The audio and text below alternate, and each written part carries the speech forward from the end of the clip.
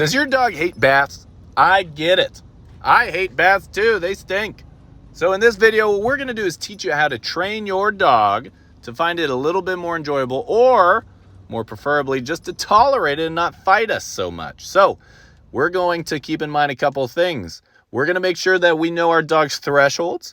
We're going to try to condition them to make confident choices, and we're going to desensitize this whole process. So first and foremost, we're just going to try to get inside. Here we're at Mr. Bodie's Grub and Scrub here in Solana Beach, and we're just trying to get into the do-it-yourself dog wash area. So before I just drag him into the door, we're just going to work on walking by it, making sure he's not dragging me and that we're not rushing. That if I give him a little bit of guidance, either say past the door or here towards the door, that he's not going to fight me. He's going to come to it. And when he does, I'm going to mark, I'm going to reward, and then I'm going to let him go away. We're going to do a ton of repetition of passing by or getting a little bit closer. Getting a little bit closer to the door where I'm not forcing you to do it, but you can make that choice on your own. And when you do, I'm going to reward it. And then I'm going to do 1,000,000 repetitions till, hey, we're inside. And now we're just walking around. I'm not even going to force you into the tub because I know this is what you hate. All the noise of the blower, all the spraying. That's terrible. Or maybe it's this dog. Look at that thing. No, it's just kidding. This is not enjoyable for a lot of dogs. So a lot of the times you're just going to get them trying to escape. Here he's just trying to slither his way around any other option other than coming close. So what I'm going to do is just limit those options. And hey, you walk past that opening, boom, that's rewardable. My goal is to get you to go into the store nice and comfortably, or into our bathroom nice and comfortably, where I'm going to use as minimal amounts of guidance as possible. And I actually mean force, not guidance. You do need to give it a little guidance, but I will cut off options. And then when you make the more confident choice of going towards our goal, which is going into the tub, I'm going to reward that. I'm going to acknowledge that. And then I'm going to even let you go away from it. But we're not rushing around. So even here, this dog, I'm going to make him back up. You're not going to just squeeze past me through the door. That's a lot of anxiety talking. I'm not going to let you just act on that impulsive anxiety. And even then, here we're going back in. I'm not keeping you in a short leash, but I am using some guidance. I am also cutting off some of this dog's options.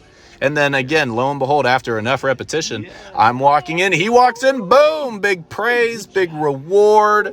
And now I'm going to let you leave.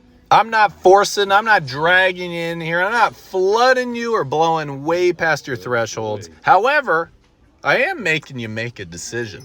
I'm cutting off certain options, such as here. I'm not going to let you rush out that door. So I am forcing a couple of things, but really I want them to make the choice. So here on the next day, we're coming back. We don't have to do 1,000,000 repetitions.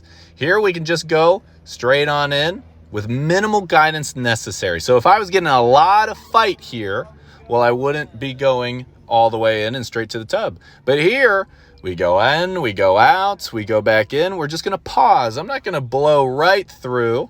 I'm going to wait. I'm going to make sure my dog's calm and ready for the next step.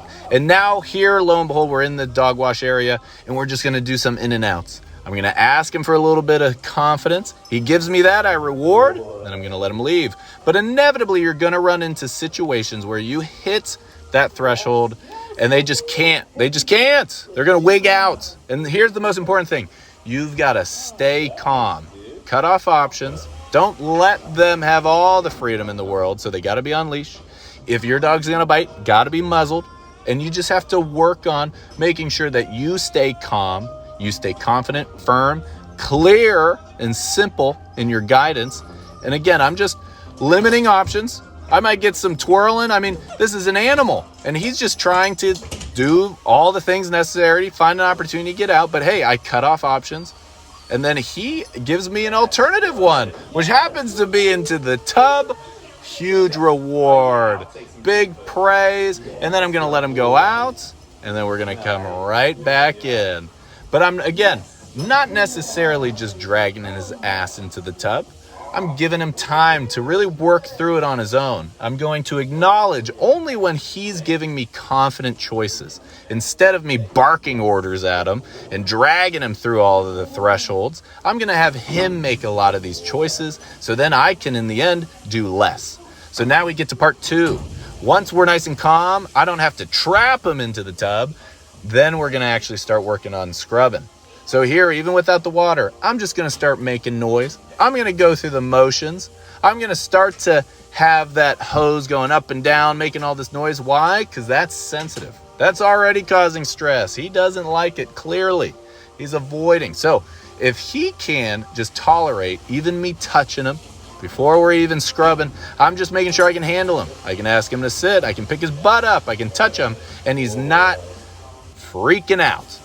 Then we're going to mark, we're going to reward. Then we're going to either repeat those steps or get a little bit more challenging. So here I'm going to even start the water. If I'm getting him to just not hyper-focus on what I'm doing, look away, be calm, I'm going to mark, I'm going to reward, and I'm just going to slowly get closer. So here we've obviously hit a bit of stress. I turned on the water. I think I touched his paw. He didn't like that. So here I'm just even going to wait. Maybe I could ask for a sit, or more even simply, just wait. Wait for them to calm down. Maybe wait for them to come a little bit closer. Then mark, reward, and then repeat that process. Don't go too far, too fast. But here now I'm just spraying around the paws. Once I can go around the paws, I'll do the legs. Once I can do the legs, then I can do the body. Lo and behold, now we're scrubbing. We're scrub-a-dub-dubbing. And even here, I'm not going to go crazy and start spraying in his face. I'm going to be aware of what he can tolerate at that time. There's a lot of dogs that are even going to use their mouths. Hence, you see this dog has a muzzle on. That's because he's learned to use his mouth. When he's frustrated, he doesn't like anything, or he wants to control something, say the sprayer or the blower. He doesn't like it. It frustrates him, stresses him out. So he's used his mouth. So it's necessary for him to have a muzzle on. But again, I'm not going to just flood him with stress. Here we're just doing small little increments. So I just want to turn it on. That's it. You saw that. He wanted a little piece of me. But again, instead of me just spraying it in his face or blowing it in his face, we're going to desensitize. So I'm just turning it on, turning it off. I'm just blowing around him. If he doesn't move, I'm going to reward. If he's calm, he looks away, he's not hyper-focused on me, there's a little interest, and that's because I'm making noise. That's sensitivity right there. He's sensitive to that noise because all he's associated is that blower blowing in his face or around his body. He hates it. So we're just going to desensitize that noise. Here I'm just fluttering around, but it's not actually blowing on him. He's not looking at me. I'm going to reward, but he doesn't like it. Look at that face. He does not like it, but he is tolerating it. So then we'll go to further steps down the line. Now I'm just blowing it. Now he feels it. Obviously he's licking his lips, but that's okay. Some parts of stress is a part of the learning process. It's not the end of the world. Here, he doesn't go overboard with anything. He's calm. I mark, I reward. Even there, he followed my leash guidance. He came a little bit closer and the blower's on. Oh yeah, that's rewardable. I'm going to mark and reward that all day. And then again, here I'm going to just go back to slowly blowing around him, then getting closer. If I can get at his paws, then I'll start going up his legs. Then I'll go to his body and getting closer to his face. That's the most sensitive area. So again, slowly desensitize your dog.